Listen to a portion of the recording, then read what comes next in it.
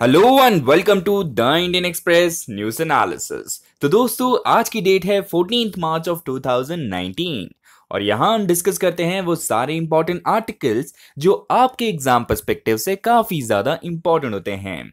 So if you preparing for IAS, NDA, CDS, CAPF और SSC, this video is gonna be really helpful for you. तो सबसे पहले देखते हैं कि कौन से आर्टिकल्स है जो आज हमें यहाँ डिस्कस करने हैं। तो आज का जो कोट है वो है अरिस्टोटल के द्वारा। तो वो कहते हैं we are what we repeatedly do, excellence therefore is not an act but a habit. मतलब आप जो आपकी जो पर्सनालिटी है वो किस पे डिपेंड करती है कि आपकी कैसी हैबिट आपने ग्रो की है। तो अगर आप अपने हैबिट्स को अच्छे से अगर यहाँ पे जो है कल्टीवेट करते हैं तो आपकी जो पर्सनालिटी है और जिस तरीके का आउटपुट आप दे रहे हैं वो भी जो है वो धीरे धीरे इंप्रूव होता है। अब चलते हैं यहाँ पे एडिटोरियल पेज पे। एडिटोरियल पेज पे लेफ्ट साइड पे जो पहला आर्टिकल आया है ये कल का एक न्यूज आर्टिकल था, उसी से रिलेटेड है। जैसे कि आप जानते हैं इलेक्शन कमीशन ने यहाँ पे जो है पॉलिटिकल पार्टीज को बोला था कि अगर आप जो है विंग कमांडर अभिनंदन का अगर फोटो या पोस्टर कहीं पे यूज कर रहे हैं तो उसको तुरंत वहां से हटा दिया जाए। तो कहीं ना कहीं यहाँ पे बोला जा रहा है कि यहाँ पे इलेक्शन कमीशन काफी अच्छा रोल प्ले करना है, क्योंकि यहाँ पे मॉडल कोड ऑफ कंडक्ट को लगाने के बाद यहाँ पे बताया जाता है कि पॉलिटिकल पार्टीज क्या कर सकती है, क्या नहीं कर सकते, क्या बोल सकते हैं, क्या नहीं बोल सकते हैं। भले ही जो मॉडल कोड ऑफ कंडक्ट है वो उसकी कोई लीगल बैकिंग नहीं है, उसके बावजूद जो ये डॉक्यूमेंट बेसिकली कंसेंसस की तरह काम करता है अमंग द पॉलिटिकल पार्टीज। तो वही सारी चीजें जो हमने कल डिस्कस की थी वही यहाँ पे रिपीट हो रही हैं। नीचे वाला जो आर्टिकल है बेसिकली इकोनॉमिक डेटा से रिलेटेड है। यहाँ पे डिस्कस कर रहे हैं कि यहाँ पे जो इकोनॉमिक स्लो डाउन चल रहा है तो वो उसके क्या क्या रीजन हो सकते हैं। वही जो पॉइंट्स वो रिपीट हुए हैं तो एक बार फिर से रिवाइज कर लेंगे। ऊपर वाला जो आर्टिकल है ये मसूद अजहर के बारे में है। तो जैसे कि आप जानते हैं मसूद अजहर को हम यहाँ पे कोशिश कर रहे थे कि ग्लोबल टेररिस्ट का दर्जा दे दे, लेकिन क्योंकि यहाँ पे फिर से जो चाइना ने यहाँ पे एक ब्लॉकेड लगा दिया गया है तो इसी वजह से हम समझेंगे कि क्यों जो है हमें यहाँ पे बियॉन्ड मसूद अजहर के सोचने की जरूरत है। तो उन सब चीजों के बारे में समझेंगे इस आर्टिकल में। नीचे वाला आर्टिकल बेसिकली सेक्युलरिज्म के बारे में आया है, लेकिन वैसे इसमें कोई इंपॉर्टेंट पॉइंट है नहीं। यहाँ पे बताया जा रहा है कि क्यों कोई बेसिकली अगर मान लीजिए कोई अगर इंडियन हिंदू फेस्टिवल है तो क्या किसी मुसलमान को उसे सेलिब्रेट करना चाहिए, नहीं करना चाहिए। अगर वो नहीं करता है क्या वो सेक्युलरिज्म के खिलाफ है, नहीं है। तो वो सारी चीजें यहाँ पे डिस्कस की जा रही है, बिल्कुल भी इंपॉर्टेंट नहीं है एग्जाम पर्सपेक्टिव से, तो नहीं डिस्कस करेंगे। ये वाला आर्टिकल बेसिकली पर्टिकुलर एक्ट के बारे में आया हुआ है जिसका नाम है एसेंशियल कमोडिटी एक्ट। अब ये जो एक्ट बनाया गया था इसमें कोशिश ये की जा रही थी कि जितने भी एसेंशियल चीजें हैं तो उसको यहाँ पे जो है उसका जो प्राइस है वो कभी इन्फ्लेट ना हो, ताकि ये जो है ऑप्टिमम अमाउंट में हमेशा मार्केट में अवेलेबल रहे। तो उसके बारे में डिस्कस किया जा रहा है। तो रिसेंटली हम समझेंगे कि क्या इसका यहाँ पे कंटेक्स्ट है, क्योंकि ये काफी इंपॉर्टेंट होता है किसी भी एग्जाम के लिए। नेक्स्ट ये जो आर्टिकल है काफी ज्यादा न्यूज में था पिछले साल, ये है dual time zone in India. मतलब जैसे कि आप जानते हैं इवन जो है ब्रिटिश एरा में बात करते थे चाय बागन टाइम जोन की, तो उसी तरीके से क्योंकि यहाँ पे अगर हम बात करेंगे ईस्टर्न और western most point of India तो यहाँ पे 2 आवर्स का डिफरेंस आ जाता है। तो अगर यहाँ पे नॉर्थ ईस्ट में अगर यहाँ पे सुबह अगर मान लीजिए आपको जल्दी उठ के अगर काम करना है या फिर लेट उठ के काम करना है तो ये जो पूरा टाइमिंग चेंज करता है समर से विंटर के बीच में, तो उसको कैसे हम यहाँ पे जो है मैनेज कर सकते हैं। तो इसी वजह से बोला था कि एक दूसरा टाइम जोन लेकर आना चाहिए, लेकिन उससे क्या लॉजिस्टिक प्रॉब्लम हो सकती है, यहाँ पे अगर रेलवे की क्या प्रॉब्लम होने वाली है तो उसको हम यहाँ पे डिटेल में डिस्कस करेंगे इस आर्टिकल में। नीचे वाला आर्टिकल बेसिकली क्रिकेट से रिलेटेड यहाँ पे डिस्कस किया जा रहा है कि जो रिसेंटली मैच हुआ था उसमें यहाँ पे सीआरपीएफ की जो यहाँ पे कैप पहन के यहाँ पे जो यहाँ पे उनको श्रद्धांजलि दी थी, तो क्या इसे करने की जरूरत थी, क्या इसे कुछ फर्क पड़ता है नहीं पड़ता, तो वही सारी चीजें डिस्कस की जा रही है जो इंपॉर्टेंट नहीं है एग्जाम पर्सपेक्टिव से। अगला जैसे कि आप जानते हैं यहाँ पे हम डिस्कस करते हैं पर्टिकुलर कंट्री को यहाँ पे अल्फाबेट ऑर्डर में। तो आज की कंट्री का नाम है कोमोरोस। तो ये बेसिकली आपको यहाँ मिलेगी अफ्रीकन कॉन्टिनेंट के आसपास। यहाँ पे आप देख सकते हैं मोजाम्बिक आपको नजर आ रहा है और यहाँ पे मडागास्कर का आइलैंड है, तो उसके ठीक बीच में आपको यहाँ पे मिलेगा यहाँ पे कोमोरोस जिसकी कैपिटल बेसिकली मोरोनी। उसके आसपास आप यहाँ पे अगर यहाँ पे बात करेंगे यहाँ पे आइलैंड कंट्रीज कौन कौन सी नजर आएगी, यहाँ पे आपको नजर आता है यहाँ पे शेसेल्स, और यहाँ पे आप उसकी लोकेशन यहाँ पे और क्लियरली देख सकते हैं। यहाँ पे है वो ठीक कोमोरोस जो आप देख सकते हैं मडागास्कर और यहाँ पे अफ्रीकन कॉन्टिनेंट के ठीक बीच में। अब यहाँ पे नेक्स्ट क्वेश्चन है which Indian personality has been named as a chief scientist at WHO. तो यहाँ पे आपके 4 ऑप्शन है और जिनको यहाँ पे नॉमिनेट किया गया है to become the chief scientist at WHO तो उनका नाम है सौम्या स्वामीनाथन। तो ये बेसिकली अब यहाँ पे हेड करने वाली है एज अ चीफ साइंटिस्ट। और यहाँ पे डब्ल्यूएचओ के बारे में कुछ इंपॉर्टेंट चीजें जो आपको पता होनी चाहिए कि ये जो है ये बेसिकली स्पेशलाइज्ड एजेंसी है यूएन की, और इसको एस्टैब्लिश किया गया था 1948 में। और अगर मानेंगे इसका जो हेडक्वार्टर आपको मिलेगा वो मिलेगा जेनीवा जो कि स्विट्जरलैंड में, और इंडिया जो है फाउंडिंग मेंबर है डब्ल्यूएचओ का भी। अगला हम सबसे पहले डिस्कस करेंगे इंपॉर्टेंट आर्टिकल इकोनॉमिक डेटा के रिलेटेड। तो सबसे पहले आपको यहाँ पे समझना ही है कि जो इंडस्ट्रियल ग्रोथ है वो भी स्लो डाउन हो गई है जनवरी के मंथ में, जो कि 1.7% यहाँ पे दिखाया गया है। और जो कंपेयर करेंगे अगर दिसंबर 2018 से, तो वो तो काफी ज्यादा रिड्यूस हो चुका है। और कहीं ना कहीं इसका एक रीजन ये भी साइड किया जा रहा है कि जितने भी प्राइवेट यहाँ पे इंस्टीट्यूशन है, कंपनीज है, तो उन्होंने यहाँ पे जो एक्सपेंडिचर अपना कैपिटल पे वो भी कहीं ना कहीं यहाँ पे रिड्यूस कर दिया है। अब जब भी तब होता है जब यहाँ पे जो है लोगों का जो ट्रस्ट है या फिर जो इकोनॉमिक एक्टिविटी है वो धीरे धीरे यहाँ पे स्लो डाउन नजर आ रही है। अगली बात हम करेंगे कि यहाँ पे जितना भी हम डेटा देख रहे हैं ये कंफर्म कर देता है कि कंप्लीटली यहाँ पे जो है डी एक्सलेट कर रही है हमारी इकोनॉमी।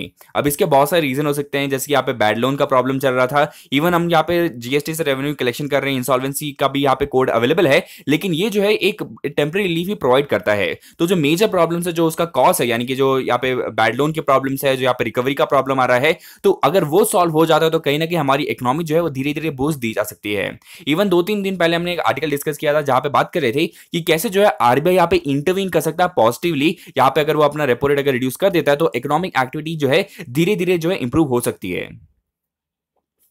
अगले यहाँ पे आप बात करेंगे इकोनॉमिक डेटा से रिलेटेड। यहाँ पे एक क्वेश्चन है जिसको आप आंसर कर सकते हैं। यहाँ पे पूछा जा रहा है कि जो हम यहाँ पे जीडीपी कैलकुलेट करते हैं पीपीपी यानी कि परचेजिंग पावर पैरिटी के द्वारा, तो इसमें जो यहाँ पे डेटा या फिर जो एनालिसिस होता है तो इससे पता चलता है कि हमें पता चलेगा कि इकोनॉमिकली हमारी ग्रोथ हुई है नहीं हुई है, सोशली ग्रोथ हो रही है नहीं हो रही है, तो उसको यहाँ पे एनालाइज करने की बात की जा रही है। तो सबसे पहले अगर आप इस क्वेश्चन का आंसर देना चाहते हैं तो सबसे पहले आपको एक्सप्लेन करना होगा कि पीपीपी के हिसाब से यहाँ पे जीडीपी कैलकुलेट कैसे होती है। उसके बाद बताइए कि इससे हमें क्या पता चलता है, हम कंपेयर कर सकते हैं आसपास की कंट्रीज को बेस्ड ऑन की आपकी परचेजिंग पावर क्या है।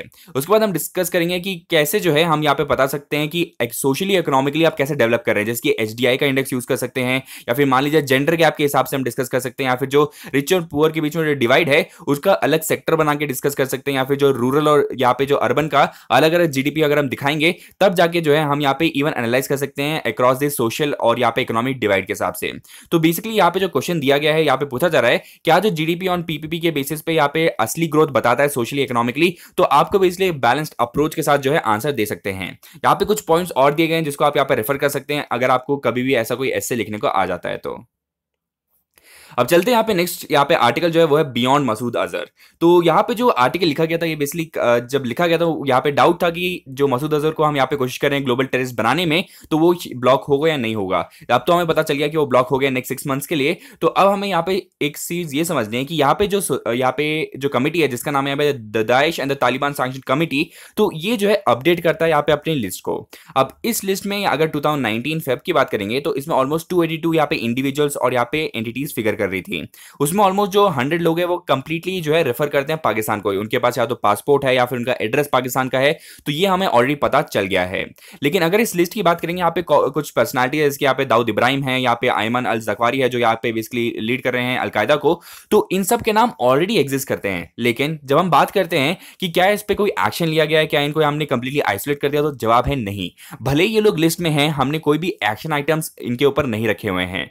बेसिकली यहाँ पे लिस्ट में रखने का यहाँ पे एक फायदा ये होता है कि कोई भी डायरेक्ट यहाँ पे जो है फंडिंग इनको प्रोवाइड नहीं की जाती है, इनको साइंस से लोकेट कर दिया जाता है, लेकिन इससे डायरेक्ट फायदा कुछ भी नहीं होता है। अगर बात करेंगे यहाँ पे जेईएम और जो एलईटी है ये ऑलरेडी 20 ईयर से इस पर्टिकुलर लिस्ट में, और जो जामत दुआ है वो बेसिकली 2008 से इस लिस्ट में है। और अगर हम बात करेंगे हफीज सईद की, तो जब इसको लिस्ट में लाया गया था इसको टेम्परेरी डिटेंशन दिया गया था पाकिस्तान में, लेकिन क्योंकि हम जानते हैं यहाँ पे एक नेक्सस नजर आता है ऐसे टेररिज्म एक्टिविटीज के ऑर्गेनाइजेशन और पॉलिटिकल पार्टीज के बीच में, तो कहीं ना कहीं ये लिस्ट का इतना ज्यादा फायदा नहीं होता है। और यहाँ पे एंड ऑफ द डे यहाँ पे कंक्लूजन में ये बताया जा रहा है कि अगर आपको टेररिज्म से को अगर जड़ से उखाड़ना है तो सारे वो फोकल पॉइंट्स जहां पे ये टेररिज्म एक्टिविटी पनप रही है उनको जड़ से उखाड़ने की जरूरत है। तो वही बताया जा रहा है कि अगर आपको टेररिज्म हटाना है तो जो पाकिस्तान सॉइल में जितने भी ऐसे टेररिज्म एक्टिविटी हो रही है उसको उसके ऊपर फोकस करने की जरूरत है इंस्टेड ऑफ किसी पर्सन को यहाँ पे लिस्ट में डालने के लिए। अगला हम यहाँ पे आर्टिकल डिस्कस करेंगे डिफरेंट टाइम जोन के बारे में। सबसे पहले आप यहाँ पे इमेज में देखिए, यहाँ पे हमारे पास यहाँ पे ऑलरेडी एक टाइम जोन अवेलेबल है, और यहाँ पे जो यहाँ पे प्रपोज टाइम जोन है वो आपको यहाँ पे सिलीगुड़ी कॉरिडोर से पास होता हुआ नजर आएगा। क्योंकि अब यहाँ पे बात करेंगे ईस्टर्न और वेस्टर्न जो मोस्ट पॉइंट है उसके बीच में ऑलमोस्ट यहाँ पे आपको 2 आवर्स का डिफरेंस नजर आता है। अब यहाँ पे जो लॉजिस्टिकल प्रॉब्लम होती है उसको यहाँ पे रिड्यूस करने के लिए यहाँ पे डुअल टाइम जोन की यहाँ पे डिमांड की गई थी। CSIR जो कि नेशनल फिजिकल लैब से रिलेटेड थी, तो उन्होंने यहाँ पे बोला था, एक आर्टिकल जो उन्होंने पब्लिश किया था कि यहाँ पे नॉर्थ ईस्ट के लिए अलग सा टाइम जोन भी रखा जाए। लेकिन अगर यहाँ पे टाइम जोन रख देते तो उसके कुछ बेनिफिट्स भी हैं, जैसे कि अगर मान लीजिए कोई वर्कफोर्स है, अगर उनको अपनी जो डे लाइट सेविंग है, जो एनर्जी कंजम्पशन है वो भी रिड्यूस हो जाता है। इससे क्या है कि जो कार्बन फुटप्रिंट है वो भी रिड्यूस हो जाएगा हमारी कंट्री में। अगला ये कि यहाँ पे आपके पास बेटर अपॉर्चुनिटी होगी कि आप अच्छे से अपना प्लान जो है वो यहाँ पे प्लान कर सकते हैं। उसके बाद आपको जो नेचुरल साइकिल है वो कभी भी हर्ट नहीं होने वाला है। और उसके बाद अगर बात करेंगे कि इसके क्या प्रॉब्लम्स हो सकते हैं, पहला प्रॉब्लम ये कि मिसमैच इन ऑफिस टाइमिंग, जैसे कि अगर अक्रॉस दी कंट्री या बैंकिंग की फंक्शनिंग हो सकती है, रेलवे की फंक्शनिंग हो सकती है, तो उसमें कहीं ना कहीं मिसमैच नजर आएगा। दूसरा सबसे बड़ा प्रॉब्लम ये होगा कि अगर सिंक्रोनाइज नहीं हुई टाइमिंग तो कहीं ना कहीं यहाँ पे रेलवे ट्रैफिक और काफी ज्यादा बढ़ सकता है, एक्सीडेंट भी हो सकते हैं। और तीसरा और सबसे इंपॉर्टेंट प्रॉब्लम जो इंडिया में आपको नजर आएगा वो है इलिटरेसी का। जिन लोगों ने अभी भी रिसेंटली समझा कि कहाँ पे यहाँ पे जो है ओडीएफ के बारे में समझा है, तो आप उनको अगर यहाँ पे डुअल टाइम जोन के बारे में बात करेंगे तो शायद उनको समझ में ना भी आए। तो इसी वजह से यहाँ पे इलिटरेसी वो सबसे बड़ी प्रॉब्लम है comes to bringing in the second time zone.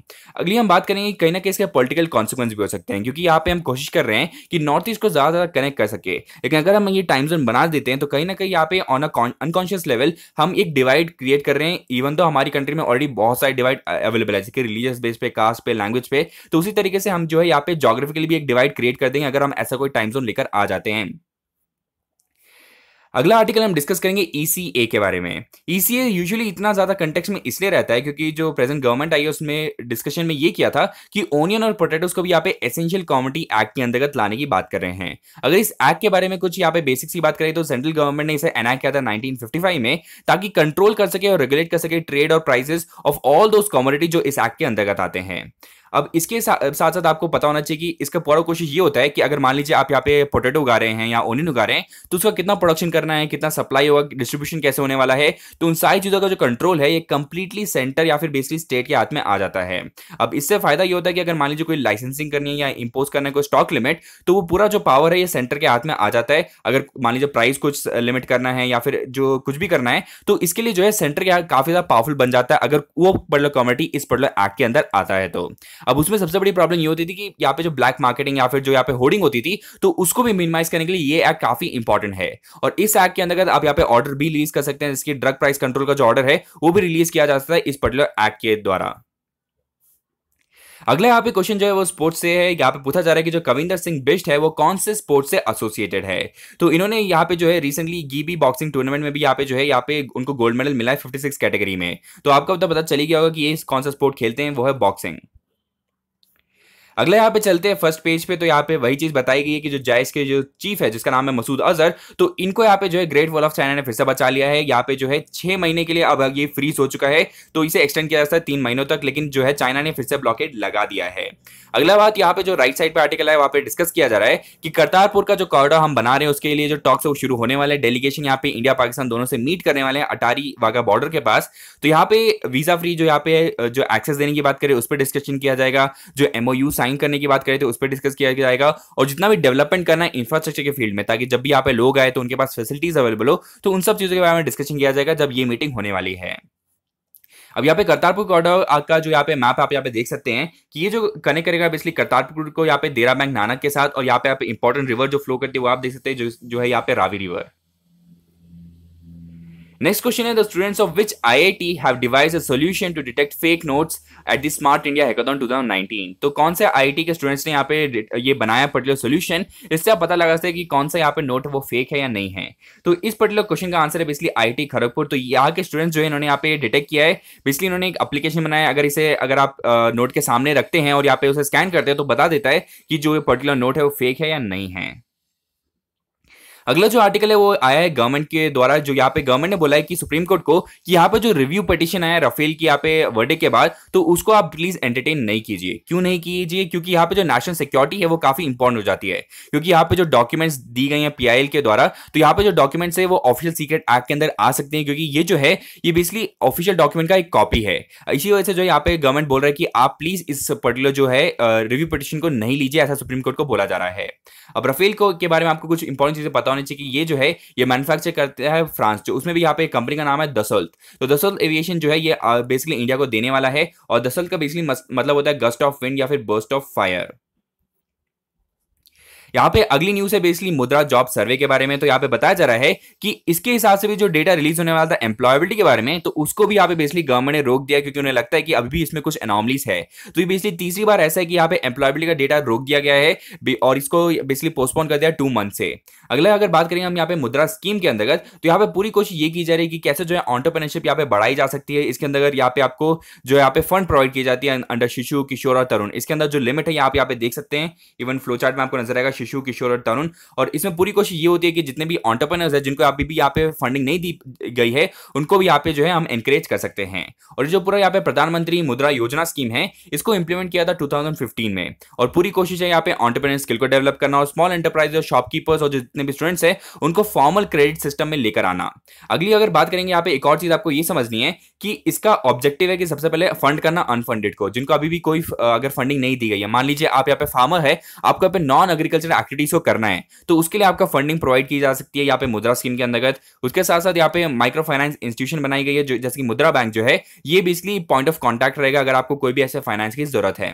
अगले यहाँ पे एक और चीज ये करेगा कि फाइनेंशियल इंक्लूजन को भी यहाँ पे बूस्ट देगा। यहाँ से जिन लोगों के पास बैंक अकाउंट नहीं है, जो यहाँ पे फाइनेंशियली इंक्लूड नहीं हुए हैं, तो वो भी जो है वो यहाँ पे ऐड हो जाएंगे। और कहीं ना कहीं हेल्प करेगा रिड्यूस करने में यहाँ पे जॉबलेस इकोनॉमिक ग्रोथ जो हो रही है, क्योंकि यहाँ पे हमारी जो कंट्री है वहां पे इतनी जॉब अवेलेबल नहीं है, क्योंकि यहाँ पे जो स्किल की जरूरत है वो भी अभी तक जो है प्रोवाइड नहीं की गई है। तो इस मुद्रा स्कीम के द्वारा यहाँ पे जो एंटरप्रेन्योर स्किल जो डेवलप की जाएगी वो भी काफी ज्यादा हेल्प करेगी फ्यूचर में। अगली हम बात करेंगे इनफॉर्मल इकोनॉमी को यहाँ पे जो शिफ्ट कर सकते हैं हम फॉर्मल सेक्टर में, क्योंकि ये जो है जो लोग हैं यहाँ पे एंटरप्रेन्योर्स यहाँ पे जो अपने वेंचर्स करेंगे, वहां से जो टैक्स यहाँ पे कलेक्ट होगा, इससे जो है वो हमारी कंट्री का जो है टैक्स बेस धीरे धीरे बढ़ेगा। अगला यहाँ पे क्वेश्चन है, इंडिया ने साइन किया MOU which of the following country to cooperate in the field of anti microbial drug. तो एंटी माइक्रोबियल ड्रग से रिलेटेड यहाँ पे जो एमओयू साइन किया है वो किया है स्वीडन के साथ। स्वीडन की लोकेशन आप बेसिकली यहाँ पे देख सकते हैं, हमने कल भी डिस्कस किया हुआ था बेसिकली यहाँ पे नॉर्वेनियन स्कैंडिनेवियन कंट्रीज के बीच में। तो आप यहाँ पे देख सकते हैं उसकी कैपिटल बेसिकली है यहाँ पे स्टॉकहोम।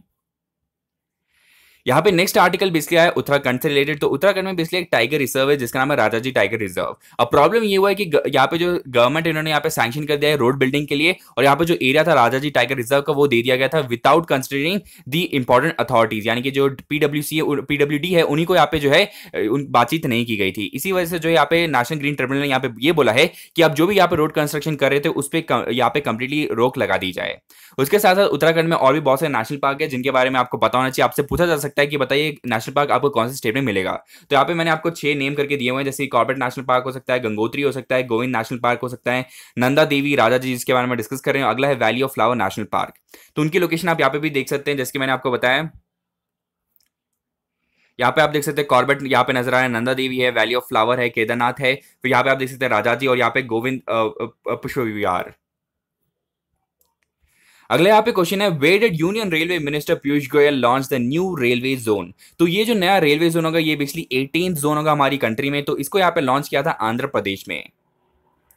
अगला यहाँ पे एक्सप्लेन पेज की बात करेंगे तो यहाँ पे डिस्कस किया जा रहा है जो बोइंग मैक्स 747 है 737 जो है इसको यहाँ पे हटाने की बात कर रहे थे हर जगह से। तो यहाँ पे बेसिकली कंट्रोवर्सी शुरू हो गई यहाँ पे यूएस और चाइना के बीच में, क्योंकि आप जानते हैं बोइंग का ओरिजिन जो है यूनाइटेड स्टेट्स में है। तो बहुत सारी कंट्री ने इसे विड्रॉ करने का डिसीजन ले लिया, जैसे कि जापान है, यूरोपियन यूनियन है। तो उसी वजह से यहाँ पे जो है एक कॉर्पोरेट बेसिस पे यहाँ पे राइवलरी नजर आ रही है बोइंग और एयरबस के बीच में। एयरबस की अगर बात करेंगे तो एयरबस का जो मॉडल हम यूज करते हैं वो इंडिगो में भी यूज होता है यहाँ पे, और इवन एयर एशिया में, जिसका नाम है यहाँ पे एयरबस A320 नियो। तो ये जो है इस्तेमाल किया जाता है।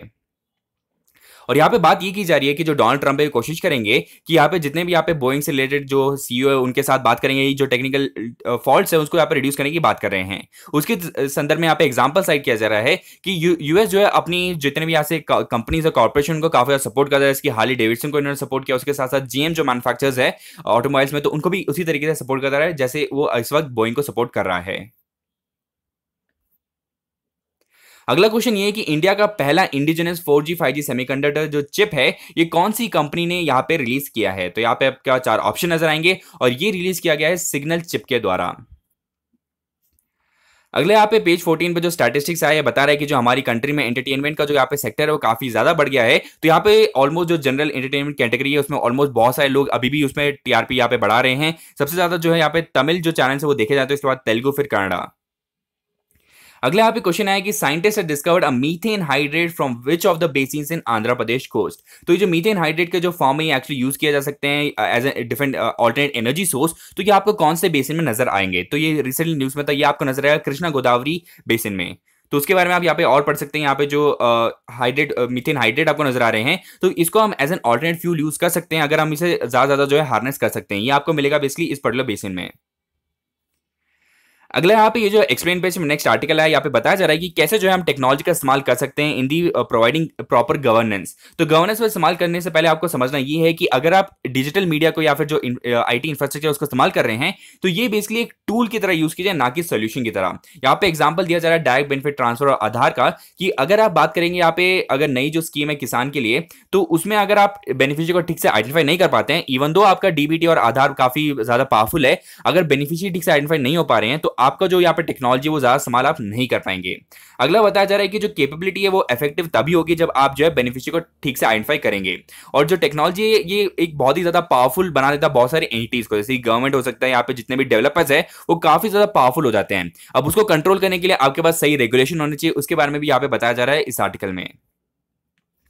अगला यहाँ पे क्वेश्चन है which country hosted the international shooting sport federation ISSF और वर्ल्ड कप रिसेंटली। तो इसको यहाँ पे जो है इनॉग्रेट किया गया था इंडिया यानी कि न्यू दिल्ली में। अगले यहाँ पे जो आर्टिकल यहाँ पे बताया जा रहा है कि स्पाइसेस जो ये लाइकली कैंसिल कर सकता है 30 to 35 फ्लाइट्स टुडे, क्योंकि ये भी एक्चुअली ऑपरेट करता है बोइंग 737 मैक्स को। अगले यहाँ पे क्वेश्चन है name the annual navy drill organised by Iran government held in the waters of Strait of Hormuz, Makran coast and the Oman sea. तो इस पर्टिकुलर जो यहाँ पे ऑर्गेनाइज की जाती है एनुअल नेवी ड्रिल, तो उसका नाम है यहाँ पे वेलायत 97। आप इसकी लोकेशन देखिए स्ट्रेट ऑफ हॉर्मुज की, आप यहाँ पे देख सकते हैं, यहाँ पे आपको नजर आएगा स्ट्रेट ऑफ हॉर्मुज, ये जो है बेसिकली आपको माराकन कोस्ट नजर आएगी। अगला यहाँ पे जो आर्टिकल है इकोनॉमी पेज पे बताया जा रहा है कि हेल्थ मिनिस्ट्री ने यहाँ पे पुश किया एक पर्टिकुलर पीएसयू, यहाँ पे वन एंड ओनली पीएसयू जिसका नाम है Karnataka antibiotics and pharmaceutical limited. तो ये जो पर्टिकुलर बॉडी होगी यही सिर्फ जो है ऑक्सीटॉक्सिन रिलीज का जो है मैन्युफैक्चरिंग कर सकता है। ऑक्सीटॉक्सिन की अगर बात करेंगे, ये बेसिकली इसको हग हार्मोन भी कहा जाता है, कडल केमिकल भी कहा जाता है। ये काफी ज्यादा इंपॉर्टेंट है, इसे रिलीज किया जाता है हाइपोथैलेमस से, जो कि ब्रेन में आपको नजर आएगा। ये बेसिकली काफी ज्यादा इंपॉर्टेंट होता है चाइल्ड बर्थ और ब्रेस्ट फीडिंग के संदर्भ में, लेकिन इसका जो है मिसयूज किया जा रहा था यहाँ पे एनिमल के सेक्टर में। तो इसी वजह से जो है यहाँ पे हेल्थ मिनिस्टर ने ये बोला है कि सिर्फ यही एक पर्टिकुलर पीएसयू जो है ये इसका इस्तेमाल ये से प्रोड्यूस कर सकता है, लेकिन इससे क्या होता है मोनोपोली भी यहाँ पे आ सकती है, यहाँ पे प्राइस जो है ये बेसिकली कंट्रोल किया जाएगा इस पर्टिकुलर पीएसयू के द्वारा। अगले यहाँ पे वर्ल्ड न्यूज की बात करेंगे, तो यहाँ पे अभी भी बात कर रहे हैं हम यहाँ पे ब्रेक्जिट की। तो हो सकता है कि जो फाइनल डेट यहाँ पे डिस्कस की गई थी मार्च 29 की, तो उसको एक्सटेंड कर सकते हैं, लेकिन इसे एक्सटेंड करने के लिए भी यहाँ पे जो बाकी यूरोपियन यूनियन में जितनी कंट्रीज है, तो उनको भी यहाँ पे जो है इसे परमिट करने की जरूरत पड़ेगी। अगला यहाँ पे क्वेश्चन आपके लिए ये है कि बताइए कि जो गोरुमारा नेशनल पार्क है कौन से स्टेट में लोकेटेड है हमारी कंट्री में। और दूसरा क्वेश्चन ये है कि बताइए क्या है कैपिटल ऑफ करेंसी ब्रुनेई की। तो दोस्तों आज के लिए इतना ही है, आशा करता हूं आपको वीडियो पसंद आया तो वीडियो को लाइक कीजिए और इन दो सवाल का जवाब कमेंट बॉक्स में जरूर दीजिएगा। Thank you and have a nice day. जय हिंद।